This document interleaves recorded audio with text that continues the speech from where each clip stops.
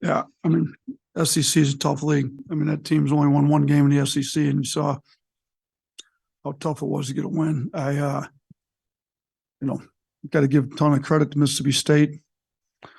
They came ready to play. I thought they had a great plan. They improved more than we improved from the first time we played them. I didn't think we did a great job getting our guys ready to go. We didn't do a good job attacking them.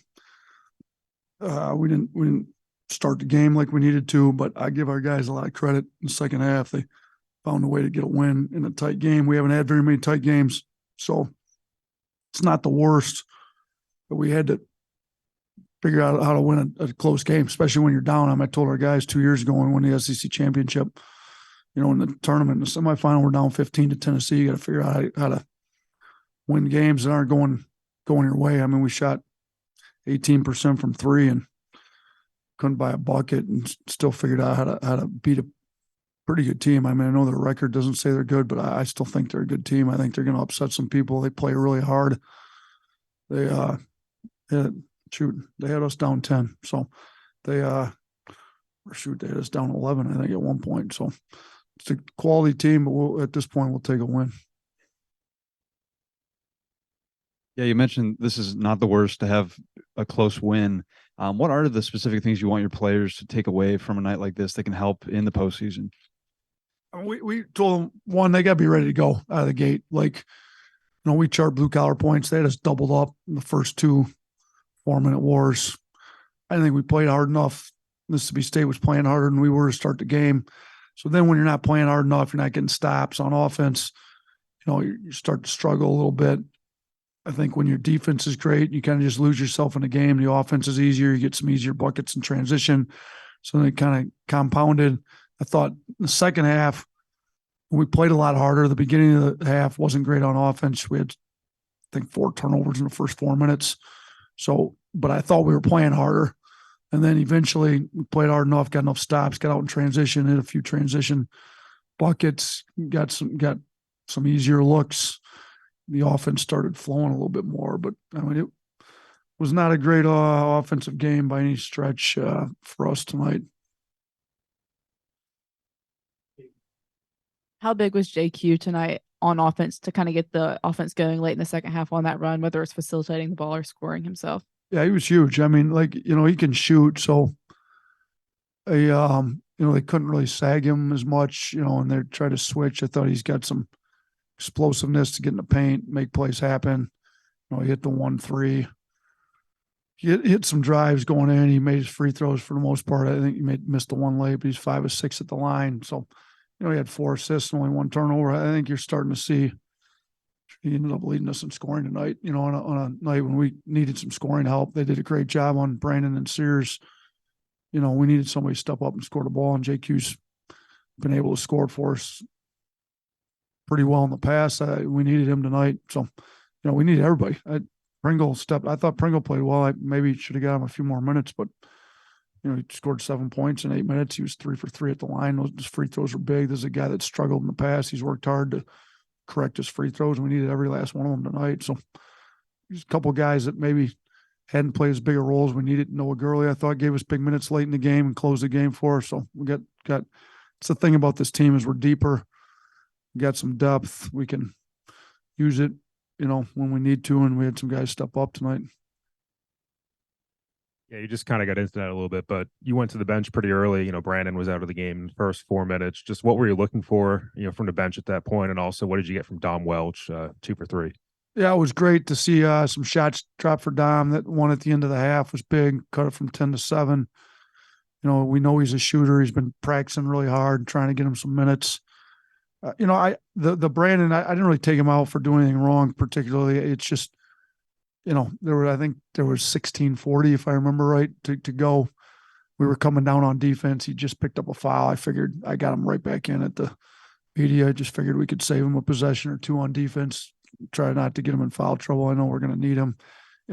Might have been good because he ended up with 3 fouls. He picked up a couple unnecessary ones there in the second half. He tends to do that occasionally. So Brandon's deal was just trying to foul trouble. And then I thought offensively, think, did I sub JQ in for Bradley maybe too? I thought JQ could maybe get us going a little bit. They'd have to guard him a little bit closer out there. He's a little bit better shooter. They seem to be helping off Jaden a lot, sagging him. Jaden did do a good job, I thought, bringing in the second half, maybe attacking a little better, but it was a little harder with the way they were guarding Jaden to get us going a little bit.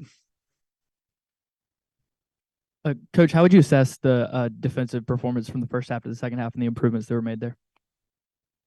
Look, our energy got better. I mean, played harder, got some steals, made some deflections, our points off turnovers. This is a team that needs to score off turnovers in Mississippi State.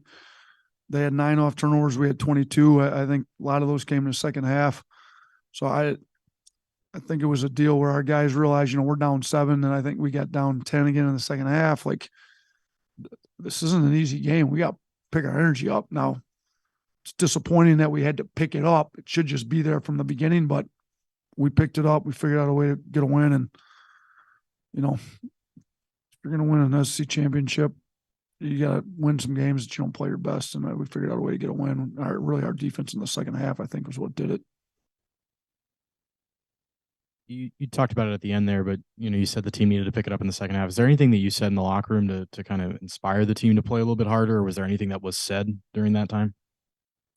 I mean, we just pointed out all the defensive screw-ups they had. I mean, the numbers were down in the blue-collar stats. We were down on the glass.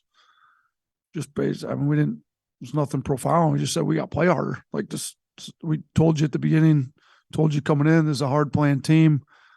If you don't play harder than them, they're a team that can beat you. Shoot, we're down 7. We could have easily been down 10 if Tom didn't hit that 3 at the end of the half. But I thought our guys did play harder in the second half. So there was no real major adjustments, to be honest with you. I thought offensively we did a little bit better job, although we had 4 turnovers in the first 4 minutes of the second half. So it didn't look like we did much better, but I thought we were able to score off our defense a little bit. We did a little bit better job with some of the switch attacks in the second half too. So. What's the vibe at halftime? Is it you? Is it more of a butt chewing, or is it you let some of the players kind of speak for themselves? You got some veterans. Honestly, I usually the staff meets for 3 or 4 minutes. Coming into this, we went right in and just started checking off everything that was wrong. Like it was so much wrong that we just had the whole list. It wasn't, we were definitely a little animated with some of the screw ups and why they did it, but it wasn't necessarily butt chewing. I think this team's a pretty mature group that knew they weren't playing as hard and as well as they needed to. And if we're going to win, we got to fix this. We screwed up switches. We screwed up some coverages. We didn't talk through some stuff.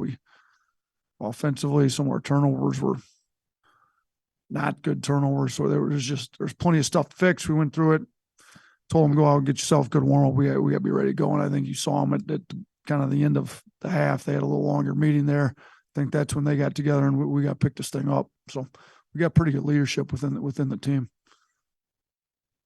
Hey, Coach, going into this one, number 2 team in the country, everybody in the conference wants to knock you guys off. How do you think your team is handling the growing target on its back? Based on tonight, it didn't look good. It was the worst game we'd played in a while. So I personally thought we'd been handling it pretty well coming up till tonight. So, we've also had a lot on our plates the last week and a half. I don't know if, I thought we did well at Vandy. We did pretty good at Missouri. Maybe some of that's catching up. I don't know, but I don't think this is a group that's going to let too much of that get to their head. To me, listening to them talking to them one-on-one, like I think they all understand there's plenty of room to get better, and we got to get better. This is, I don't know what the deal was tonight. Based on tonight's play, it looks like we're not handling it well, but I honestly don't think that's the case within the group. I think we'll bounce back. Hopefully we can learn off a win. A mature group can come in after a win and learn just as much as they can after a loss. So, we didn't play as well as we need to. Hopefully we learn the lessons we need to after a win and get a little bit better on Saturday. Coach, when you win games like this, you got to show a lot of grit. I thought a couple of the key sequences, Noah Gurley got a big board and also with a big assist that sent Clowney to the line for 2. talk about his contribution tonight. And then also, you guys' first lead of the game was Rylan's 3 from the corner. He also had a little floater in the lane. I thought he played pretty fearless, but just talk about those two guys off the bench. Yeah, Rylan has no fear. He's super confident kid. He prepares himself to play well. He's been shooting the ball really well in practice. He shot it well at Missouri. We expect those to go in. You know, he's a good player. He's going to be really good for us when we need him to be this year and down the road. And then I thought Gurley was great. Yeah, the assist he had to Clowney. Clowney did a great job at the free throw line tonight, going 7 of 8. You know, he's worked hard to get that fixed like Pringle has. But Gurley got the old board. He made a couple big plays. I thought the defense he had was it I can't remember who he was on, which guard it was on. It was either Moore or Reed, if I remember right.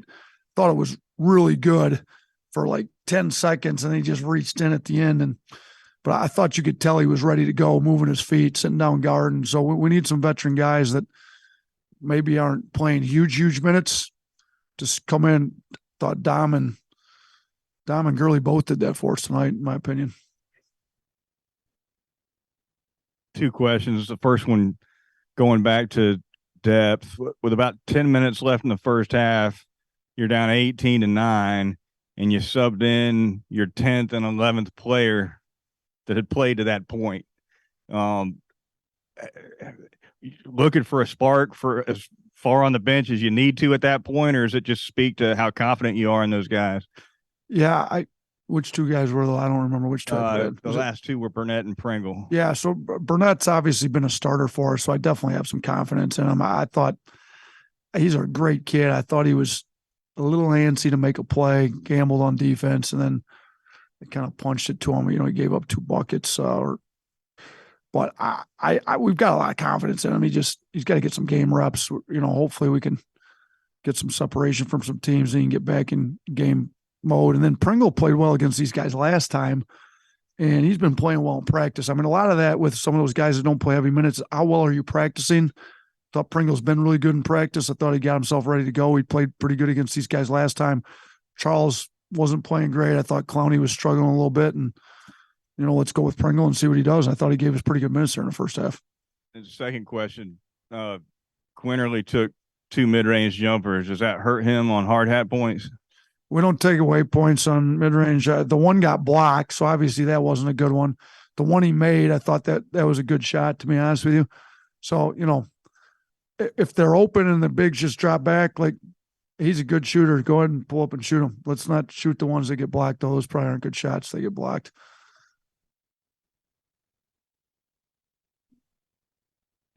As a coach, nobody wants to go 5 of 28, get down 11.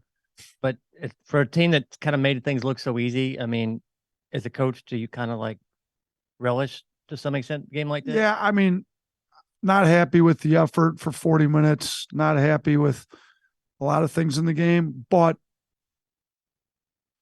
as a staff, sometimes you got to learn how to win a tight game.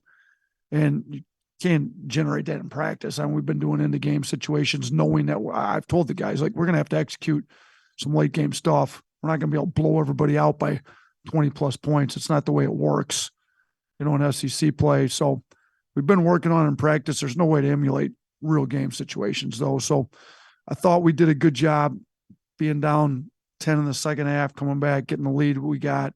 Didn't think we did a great job closing it. I mean, it was 8-point lead with 3 minutes or so to go, and it ends up only being 3. I thought we could have done a better job with some of that late game stuff, even the last minute, to be honest with you. But it's good to be put in those situations, figure out how to get a win. We did get some decent stops. You know, they scored a couple, but we'll learn from it, hopefully be better, because it's not going to be the last close game we have for sure. Thanks, guys.